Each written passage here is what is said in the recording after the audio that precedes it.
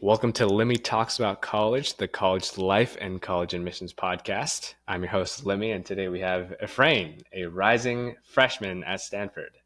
Welcome, Efrain. Hi, it's so nice to be here. I'm excited to share my story with you guys. Awesome. Happy to have you as well. How do you feel about Stanford?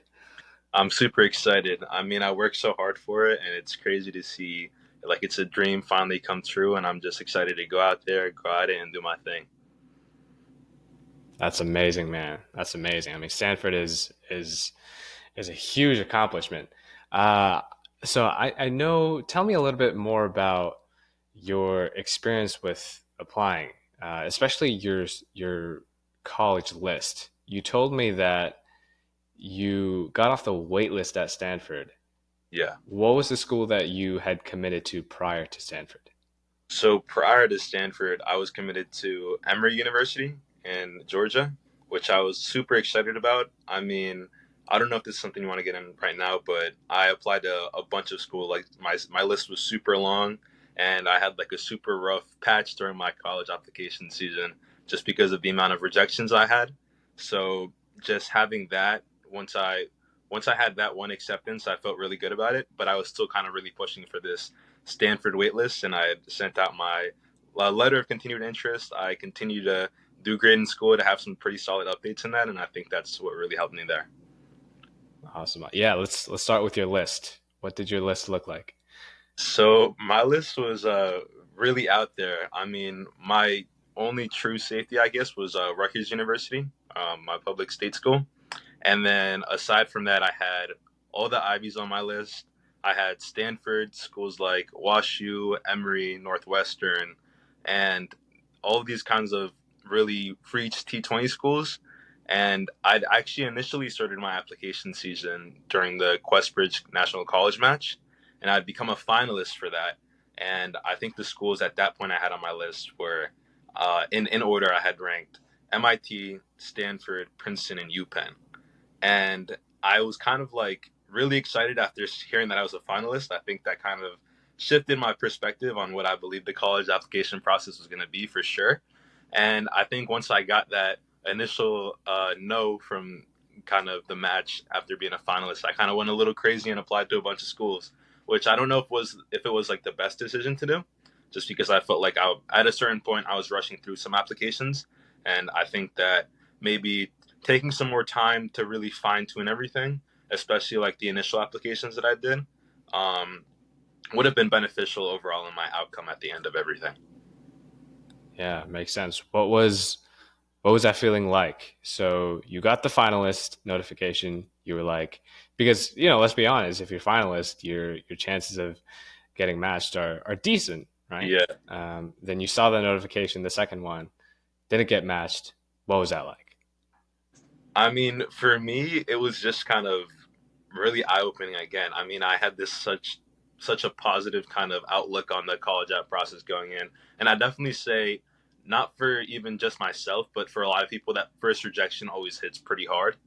And seeing my parents during the when I opened the first application too was kind of something challenging for me, just because to a certain point I felt like it was more them being upset more than me, because I still kind of had like this this kind of characteristic of perseverance in me. Like I knew this was the first step, and the rejection hit pretty hard. But I think having my parents see that and seeing their reaction as well kind of deepened that reaction. Yeah, it makes a lot of sense. I remember when I opened my ED decision to Penn, I was hella confident. I was like, yeah, Yeah. I'm definitely, I got this. Opened it in front of a public library of like 50 people, got rejected or got deferred or something, and I just went home and just cried for 2 hours. Yeah. It was tough, man. Yeah, I totally feel you on that. Um, Man, what? So you applied to what, close to 20, 25 schools? I think my final list was around 25, like 25. just about there. Okay. What were the after RD results came out? What were your top three choices? So after RD results came out, my choices ended up being basically between Rutgers and Emory. and Emory's financial aid package was a lot more appealing than my state school. And I'd also gotten like this the first year transfer thing at Georgia Tech. So my original plan was to go down to Emory and then do my first year there, and then hopefully transfer to G Tech. And I wasn't really sure if that was going to work out, just because I mean, I thought like, oh, like what if I go down there and I really like it, and I end up not wanting to transfer. But that seemed like also like a pretty viable path for me at that moment. So that was kind of the option there. Got it. Got it. What were your stats? So I don't think my stats were too out there. I mean, I had a weighted GPA of around 4.35 at the time of my application season. I had a pretty decent amount of AP courses, though. I'd say I took my first AP course in my sophomore year, starting with APCS principles. And the second year, my junior year, I took APCSP and AP language and composition. And then I kind of just jumped to my senior year and took like five APs. Like I was in chem, lit, AP Chinese. I was just in a bunch of different things. So that was a pretty heavy load, I guess, for my senior year. But in terms of like my GPA, I didn't think it was too out there compared to what I'd seen on other people's applications. AP Chinese. How was that? It's super interesting, I guess. I mean, the I really enjoy the language. I mean, it's really nice to be in there. I mean, the teacher's amazing. The kind of atmosphere she puts in that classroom is really what's kept me going for the last 4 years. So it's hasn't been too bad. Okay. Okay. What did you take, the SAT or ACT? I took the ACT, but I did not submit my score. I see. I see. Test optional. Test Okay. optional, Got it. correct? Got it. So for all of the people that are listening to this who don't have a good SAT or ACT score, you can still definitely get into Stanford, the best Exactly. university in the U.S. without a score. That's amazing. That's huge. Um, so tell me a little bit more about your extracurriculars. What were you involved with? Yeah, so I'll start with one of my biggest extracurriculars. I've been like running e-commerce business, and within that, and something that I really focus on in my application was these toolboxes that I would develop in Python to aid my business. And I think that was really just like a perfect blend or bridge between my major is comp sci, so just it was the perfect blend of like bridging gaps between different areas, and I think that kind of showed some of my interdisciplinary aspects in that, just being able to apply my CS knowledge and skills into a real world problem that, or like a real issue for me that in that moment was kind of just making different things automated and effective. And I think just being able to make these projects and talk about them in my application was really beneficial to my story and who I was. Wow, that's amazing, man.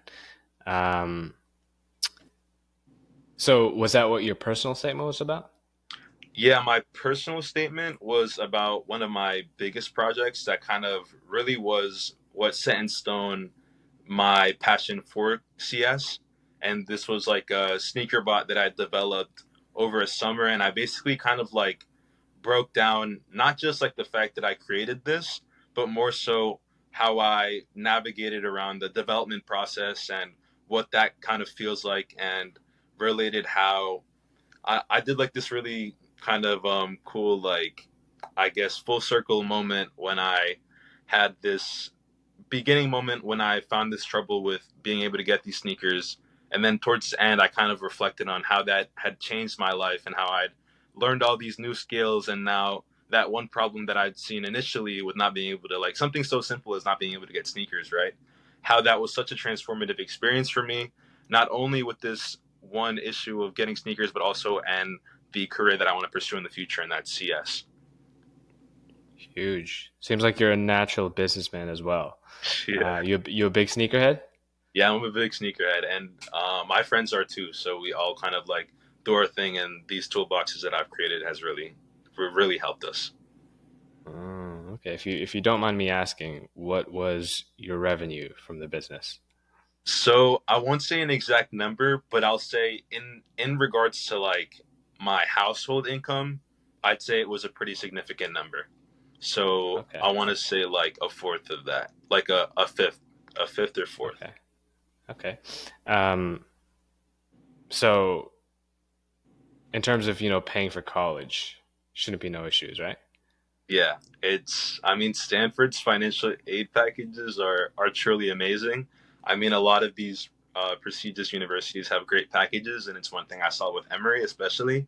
And I think that being a first generation American in this country and having parents that immigrated here, one of the biggest worries was always like, how am I going to pay for college, right?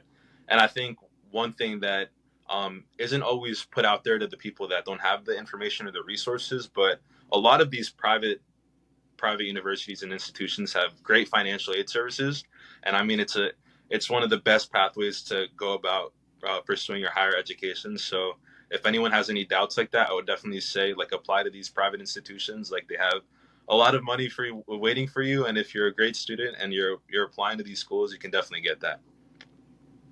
Heavy on that. Preach. Yeah. Preach. I think a lot of people don't understand that. And so you nailed that on the head. Awesome. Awesome. Um, okay. Wow. CS at Stanford. How do you feel about that? I mean, I'm super excited. I mean, I'm sure the program is going to be really rigorous, but again, I feel like in this moment, after all I've been through the application season, I just have like that drive in me, and I just want to get out there and again go do my thing. But I mean, I'm really happy. I'm really proud. I feel like all this work that I've put into like almost my entire life again with the challenges of being first gen here in this country. I mean, not even just for me, but almost as a stepping stone for the rest of my family. I have like a bunch of little siblings, a bunch of little cousins, and when I shared the news with them, I mean, it was even more inspirational for me again just to see these smiles that I was putting on people's faces and how proud my family was for me. wow. Tell me a little bit more about the process that you went through. So I know being first gen is rough. So I also, have parents that immigrated here. I moved here when I was 4, and it's rough, right? Yeah, When for they don't know sure. anything, and so you Exactly. just got to kind of like scramble and stuff, right? So Yeah. what was that like? Tell me a little bit more about that. So another thing I'll mention that I feel really greatly appreciative and lucky for is I was part of this program since the summer of my freshman year, going into sophomore year, called the Princeton University Preparatory Program. And basically, what this program is, it's a program for high achieving, low income students that are almost all first gen, right? And it's really meant to kind of just not only guide us through this American education system, but also as we go into our senior year, prepare us for college apps and all of that sort of stuff. So, I mean, I think that definitely helped me. I think without that program, I would have been super lost in the whole application process. I mean, I didn't even know what to start my personal statement, what it's supposed to be about, what schools I could apply to, what schools I should be applying to, what does a safety look for me, what does like a target school look for me, and I think that program just really propelled me to where I'm going today and kind of my whole acclimation process through high school and being here. Yeah. Huh. What was the lowest low during the application process for you?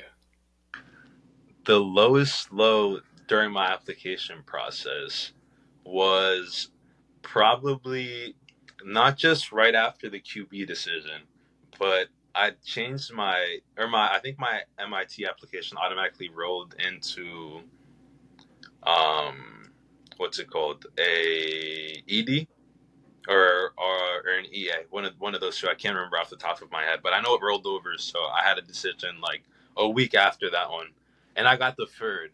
And I think I had like a really big low because my family had actually gone back to Mexico during this time when I was applying, and I had to stay home and kind of be with myself to kind of just finish all these apps because I was just really focused on that. And I think just being here and having to grind that out on my own was definitely kind of a low for me. Again, I was always really pushing and striving to get these applications out and hope for the best. But I definitely say that was one of my lowest lows for sure. How'd you stay motivated? I mean, I've always kind of just been like eye on the prize type of guy. I mean, Mm, with Stanford okay. specifically, I feel like it was really interesting how it was the first application I sent out and the last application I got a decision back from. But I don't know. Like I feel like I and like a couple of other people I know that have gotten like prestigious institutions. It's kind of like almost like a mindset. Like you have like you might not know for sure like where you're going, but I always had like a feeling about Stanford. I don't know how to explain it. It's just like I worked so hard for it. Again, like I poured my heart and soul out on this letter, on these all these updates that I had, and I think I just knew from that all that hard work that I'd done, I was gonna get it. Huge, man. If you don't mind, Stanford has a bunch of, little essays. Was there one that was memorable for you when you were writing it? And also, would you be comfortable to share it? Yeah, I mean, I can. Let me think of one. I'll start with one of them was like the how have you spent the last 2 summers one, and I think one really interesting part of that was that I'd actually gone to California last summer, and I went to see one of my aunts that lives there, but she lives all the way in San Diego, California, and I'd asked my cousin, like, how crazy would it be if we just drove up to see Stanford? And he was down with it. So we took this whole road trip just to see the school. This was before I'd even applied. This was before I'd even known I was going to get in, right? So It's I like think, 6 hours, right? yeah, it was an insane drive just going all the way out there. But I'd say it was worth it because it was a beautiful school, and I had mentioned that in my application. I was like, I I wanted to see the school so bad that I drove all the way up there from San Diego, California, and I got to see the beautiful school. So that was one of the supplements that I'd written for my application. Okay. Okay. So you mentioned you sent in a letter of continued interest. A lot of Correct. students ask me, what do I need to put in this essay for them to accept me off the wait list? What are Yeah. some tips that you have for students? So I'd say what I did was kind of interesting. I looked up my application reader. So a lot of schools have like the information available to see who it is actually reading your application in your region. So I went ahead and looked at information for myself, and I ended up sending an email to the actual application reader, which I think made it a bit more personal. And I definitely say that having a lot of good updates also helps. I mean, it's a lot easier to write these things when you actually have something of substance to talk about instead of trying to pull different strings to make it seem like you do.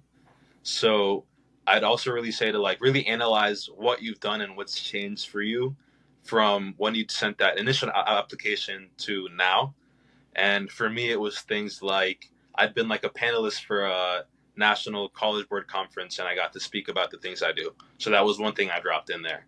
And then I'd really worked to strengthen one of the grades that I guess, in terms of my transcript, seemed a little lower than anything else. So I definitely dropped that in there. I mentioned how, again, a really big emphasis on why you think that school is your fit. I mean, it's not always just about like what you've done, but also why you want to like confirm that that's your school of interest, right? That school continues to be your top choice. That school continues to be the school you want to go to. So I think dropping different things in there like that really makes it so that your reader has the best view of you. They really want to present you to their peers and want to admit you. So why is Stanford the right fit for you? For me, I mean, I love the whole atmosphere of entrepreneurship there. I mean, that's one of the things that's always driven me to the school. Again, with my background being so much about kind of entrepreneurship and building these bridges between computer science and business, I think it was just like the perfect place for me. I mean, I'm so excited to get out there and get into like that startup community, this community of building things for yourself, creating new innovative and creating these new ideas, and that's just really why I see myself fit there. And another thing is the weather's beautiful, so I really enjoy that as well. You are not wrong, man. That is one of the benefits of living in California. For sure. Do you have any startup ideas? Do I have any startup ideas? I have a couple, and I'll share one. Like, We got to make sure we all sign an yeah, NDA here, right? but I'll share one because I think it's one that's kind of for the greater good of the world and something that's really really personal to me.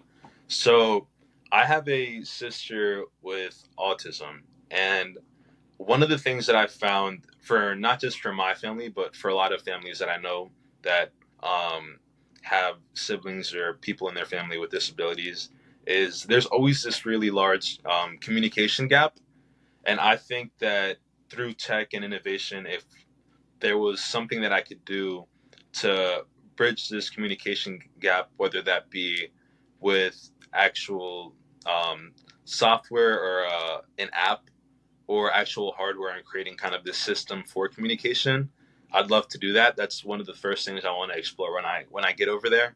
And I think just being surrounded by other like-minded people and being able to bounce off of each other's ideas, I think that's something that I could totally create. And another thing I really want to focus on is making this really accessible for the people that need it most in terms of prices. Because I know for myself, one of the things that I always noticed growing up and going to all these conferences to translate for my parents was a lot of the tools that they wanted to have at home weren't accessible for them because of the price points, and they were exclusive to schools and the districts that had purchased licensing for them. And I think one of the things I want to focus on when creating these kinds of projects is making sure it's accessible to the people that need it the most. All right, Efrain. I look forward to finding you on Youngest Entrepreneurs 20 Under 20 very soon with a Yes. very interesting product. I Yeah, like thank both of you. them. I like both of Thank them. you. Okay, so we'll end with one final question. Um, what do you think, if there's one thing that led you to success, what do you think that is?